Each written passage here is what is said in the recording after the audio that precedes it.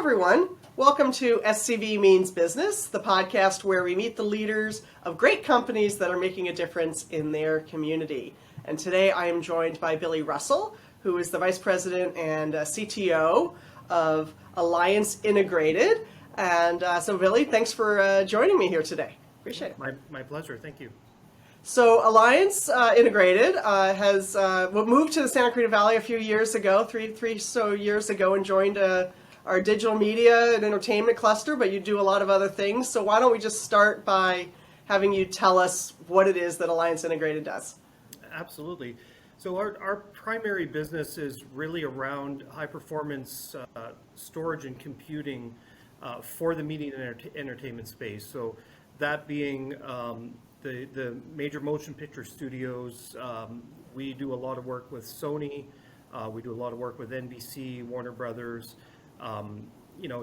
Pretty much anybody that creates the final content that you see on the screens, we actually build a lot of the infrastructure that they use. And by infrastructure, I'm referring to the mass storage arrays they use to store the content, the mass storage and very high performance storage arrays they use for things like volumetric capture. So massive amount of very high resolution imagery. And beyond that, we do a lot of the networking backbones that they use for, again, the production side of producing films. So pretty much we've been in business since 2009. I've personally been with the company for over 8 years, and there's not very many films that hit the theaters or hit your TV screens that some piece of our infrastructure hasn't been part of. So we definitely build some of the best infrastructure that movies are created on. The workstations, the storage, the networking, the rendering, the dark fiber infrastructure that ties the facilities to their colos downtown. So very involved in the media space. And that technology is very transferable to some of the work that we do in aerospace and the federal side of the business. So again, anything that's compute centric, that's GPU centric, that's network centric, we definitely have a little piece of that. So let's break that down a little bit let's stay with the media space, the entertainment space to begin with. So obviously Santa Clarita has a lot of filming. We've got a number of sound stages and movie ranches. So how do you support that activity, and what is it that you're doing as somebody's out there filming a new TV show or a new movie? What is it that you guys are providing? Yeah, so we're not actually necessarily working with the direct production teams that are on the ground. We're working with the studios to build the equipment that would be on the ground. So those things like on location dailies kits, so the systems that sit on set, all the camera data that's shot on a daily basis, and in some cases with films today, it might be on every couple hours. They have to take the content off of the drives that are inside of the cameras. The day of film, we still have a couple of customers that work with film, but for the most part, everything's digital now. So there's some kind of hard drive, some kind of SD card, or some kind of NVMe drive that's inside of these cameras. That data has to go into a computer system that processes that data. It saves it, it replicates it. So we're taking that data and making LTO copies. So on, still magnetic tape in some cases we're uploading directly to a cloud instance. But we're taking the camera data that's shot every day and getting it back to the studio that's actually going to finish the show. So Santa Clarita has some amazing shows that are shot here. I'm a big fan of SWAT, and you can just tell that so many of those scenes are shot here. So we're not on set, but our equipment is on set, and we understand the process of getting that data back to the studio or back to the production company that's going to do the finishing work. Yeah, because nowadays when they say roll camera, it's not roll tape anymore. They're not actually using film, right? It's all digital. Absolutely. Yeah. I was in the industry when tape went away, and all of a sudden there's 5 cameras on a set, and they just don't stop them anymore. When you were paying for a film, there was a certain cost per foot of film. So when you weren't shooting, you stopped rolling camera. Now we were processing data. So I ran Technicolor, their post-production services on the West Coast for 3 years. And during that time, we were processing data of set people eating lunch because they just didn't stop the cameras. So it was a lot. You got it in focus. You leave it there, and you let it run.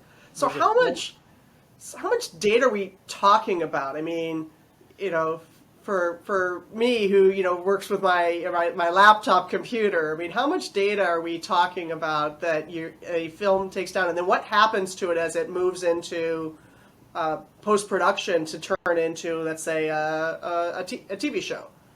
So there's varying amounts, obviously, because it depends on what format they're shooting in. But if we're talking about a title feature that's shooting on like an Arri camera or a high-end digital camera, we can be talking about 10 plus terabytes a day of data. So over the course of a shoot, some of the biggest films we've seen have had a petabyte of data, so 1,000 terabytes of data. What's a petabyte? So that's 1,000 terabytes. So 1,000 terabytes. Yeah. So we're seeing huge amounts of data, and then if we're talking about a standard 4K film, when you break that thousands of terabytes of data or a petabyte of data into the final feature, you're really only coming out of this with 20 or 30 terabytes of finished material. So that's edited audio, color graded material. So we're seeing there's a huge amount of data required to make a film, but there's a much smaller amount of that data is used in the finished product. Now, obviously, so you guys are transporting, you're grabbing that data and then transporting that data to wherever the post-production is occurring. Exactly. And then that director is sifting through that and looking at all the camera angles and deciding which one makes the final movie or the final TV show. Yeah, so I mean the granular version of it, right, is all that data comes back. That's why they call it dailies.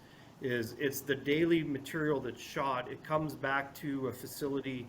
It gets processed. There's a thing called a CDL, a color decision list, that typically the director of photography is going to say, this is what I want the scene to look like. It might be the color of the sky. It might be how much white and dark levels there are. But that CDL gets applied during the dailies. That gets rendered into the shot.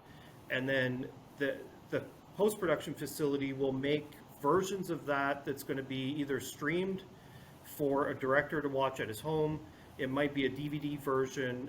It might be an H.264 that basically there's a ton of different versions that can be generated that go out every day for somebody to make the decision on what shots are going to be used.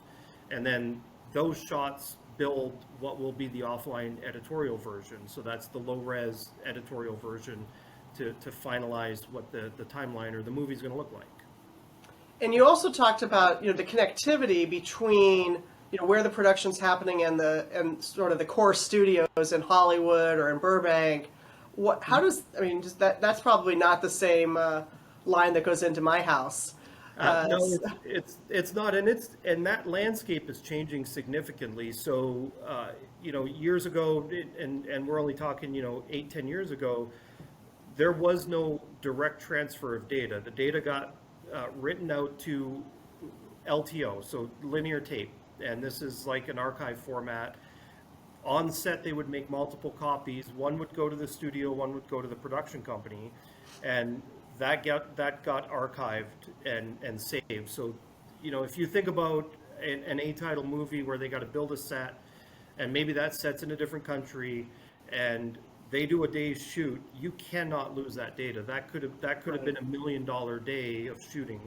So there's multiple copies made, and those get sent to multiple places, and then there's multiple copies made at each of those places. So it's extremely critical to keep that data and not lose any of it because of the cost of some of the productions. Yeah, fascinating. And so tell me a little bit about your crew and who works for you, and how do they, what's their experience, and how's their, what's their interaction when they're building this equipment that's used for on set or used for with these productions? Right. So we have a little bit of a different approach. So from a staff perspective, at least 80% of our engineering staff actually have worked at a studio or a post-production company, right? So I have guys that worked at Paramount. I have guys that worked at, I personally worked at Technicolor. The owner of the company ran Pacific Title in Hollywood. So we've got a very in-depth understanding of the industry, and so when we're talking to customers, we're not talking about a box product. We're talking about a solution. And what we found over the years works is to have an actual lab environment. So our facility in Santa Clarita, it's an 8,500 square foot building. A vast majority of that is what we consider a demo facility. So we have 350 square feet, raised floor, self-contained machine room. We have a mini production facility in our building. So we have all the editorial platforms, the color grading platforms. We have over 1,000 terabytes of storage just in our facility, and we use that for testing and proof of concept for customers. I think probably one of the biggest ones that we've done that proved why what we do works is with Sony Innovation Studios. And Sony's building out what's considered volumetric capture. So how do you go somewhere and capture the depth, capture 3D versions of a set, right? So the best example I could give you is you want to shoot in a city, but you don't want to fly all the A-title actors to the city, so you go capture the city, and you capture it in three-dimensional, volumetric. You actually can have depth in the scene. So you're filming the city, not with any of your actors in there, but you're getting a sense of this street is this wide, this building's this tall, so the car can be driving down that street, or people can be walking down that sidewalk. Yeah, so the idea around this is, how do you put an actor in a sound stage or in a film stage and have that city be in the stage, right? So that's wow. Either what you call virtual production or volumetric capture. So you do the volumetric capture to generate a virtual set. So there are movies that were done that you would never actually realize that person wasn't in that city, because they're walking in front of bushes or hedges or flowers or cars, and that car is imposed in front of the person by way of computers and GPU rendering, and it's all done in real time. So this is very, some people from the industry, if they're watching this, they might go, it's not that new. And it's not, it's been happening for years, but what's really happening now is the technology, the GPU capabilities, the server and compute capabilities is making this real-time process actually, very realistic. Gaming has been doing it for a long time, and games have been getting right. very realistic. They're lifelike, and that's where we were getting to at this point in the film industry, is being able to bring that lifelike, computer-generated type of backgrounds into an actual movie. So we're going from way back, like a black and white movie where they've basically got a screen behind you that makes you look like the car's moving, to somewhere in there to like sort of the green screen, to now to this, volumetric capture, virtual, what did you call it? Virtual set, yeah. Virtual set. So does the actor feel like they're in a virtual set? I mean, what is it, or is that all imposed with the data you've collected? I typically am not working with actors directly, and even in my days at Technicolor, if I was in a color grading bay with the actual actors or producers, it's because something went horribly wrong. So you typically didn't want to meet them because it was never a good day. But it's a very big change in the way they do things, right? Because there could be a car crash that's happening behind them virtually, and that's significantly different than in real life, right? So I think it's just a change. It's in with all we've gone through in the industry and in the world with COVID over the last 18 months, it's really changed the way people have had to do things. And I think this is just one of those outcomes where we're starting to see people really adopt the idea of not having to go out of country to maybe do a film that's filmed in Venice or Rome. They can bring that scene actually into a stage. Yeah, the data that you guys are capturing is there's so much data and information that it makes it all look very real. So Exactly. you wouldn't know Yeah, that and it's going on. volumetric capture is it's not one camera capturing a scene. It's a lot of cameras capturing scenes. It's IR data that's capturing the depth. If you think of lidar on autonomous vehicles, Hmm. right? It's that kind of technology that allows you to understand depth of a scene and then apply that to the actual images. The amount of data that captures is stunning, right? We talk about your laptop and we'll talk about capacity, but when you talk about performance, you might be running at 100 to 200 megabytes per second off of a typical computer hard drive. We're delivering solutions that are doing 80,000 megabytes a second. So that's the amount of data that's coming in or being rendered or being read back out, because these computers are trying to do everything in real time. So it's bringing in the image, it's processing the image, and then redisplaying it out to another screen or projector. It's a tremendous amount of data. But It, that it that was is that is what that's been our lifeblood for years, is understanding how do you take technology and not only make it reliable but make it fast. it would seem that like we've been in the during the shutdowns due to the pandemic, there's a lot of remote working and stuff, and I mean there's certain jobs that have require a lot of computing power, require a lot of data beyond the entertainment industry. So are you moving into? Have you worked in other fields, other sectors? What's your profile there? Yeah, I mean, there's with the pandemic. I mean, obviously, people still had to keep working, and there's no way to move, what we would call a supercomputer or a render farm to your house. It's unthinkable, right? So we got into what's called, VDI, virtual desktop infrastructure.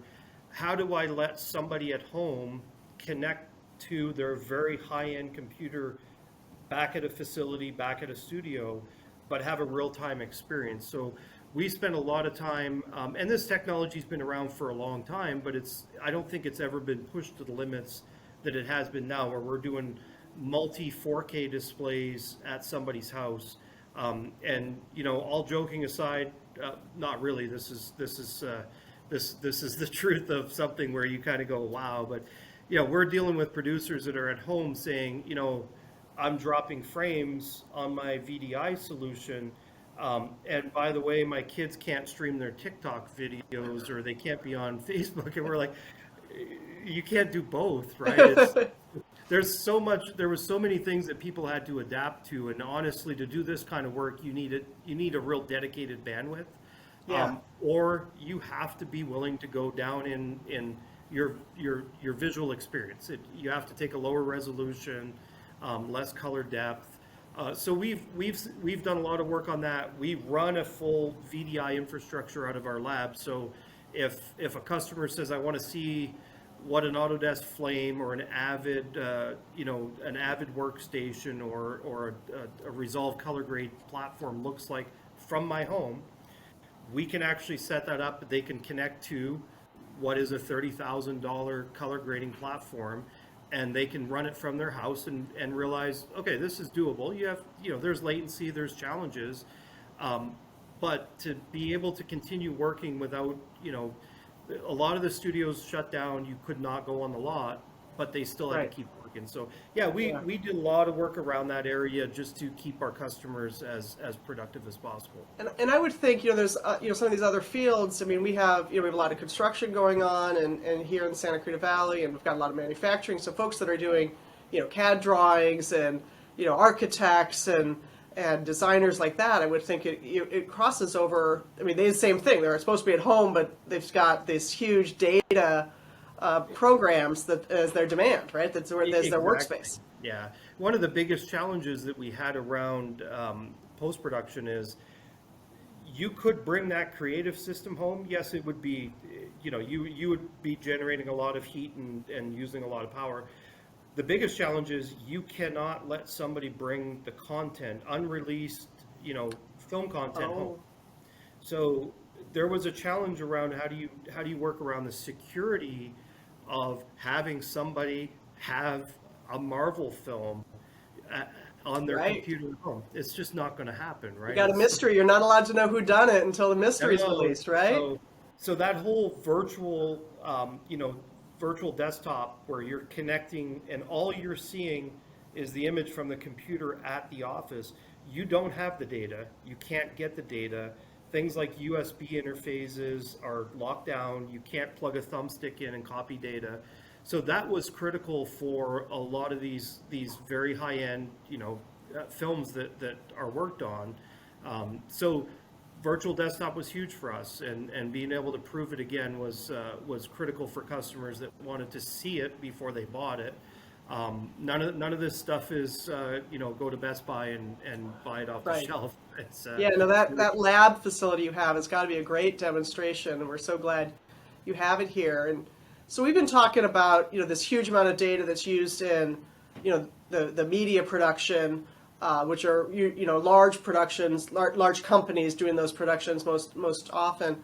What do you do for other companies, for smaller local companies or local projects, or where could this technology, where do you see it going? Where does it get used next outside of the entertainment space?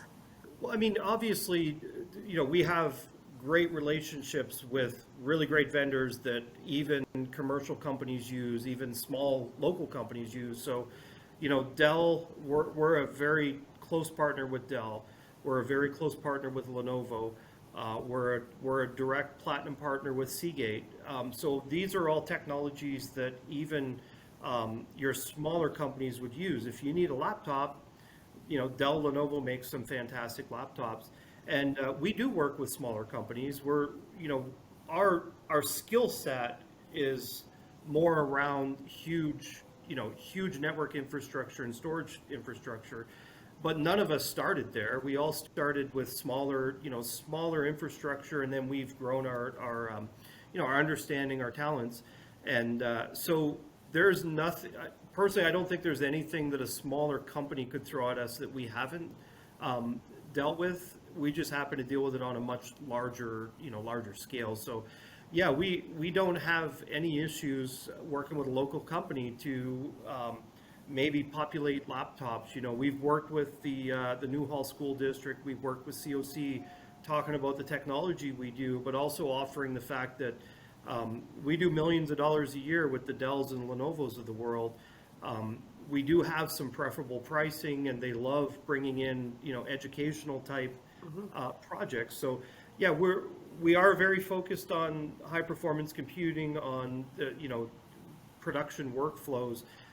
But we're also more than happy to help any of the local companies. And I think what you'd find is we're pretty competitive price-wise because, again, we're doing very, very large projects. Well, we love the community focus. We love that you're part of our growing entertainment cluster here, Billy. So thanks for sitting down with me today. And we're generating data here, so maybe we need to be captured here. So thanks for being with me, and I really appreciate it. My pleasure, Holly. It was a fantastic conversation, and yeah, we're here. We love being part of the community. I've lived here for 10 years, as has most of my staff, actually. So Fantastic. Living and working locally, that is the song we sing. I love it. So anyway, thanks for joining me, and thanks everyone for joining us today. Please be sure to subscribe to our podcast on your favorite channel or on YouTube. And we'll see you next time on SCV Means Business. Thank you.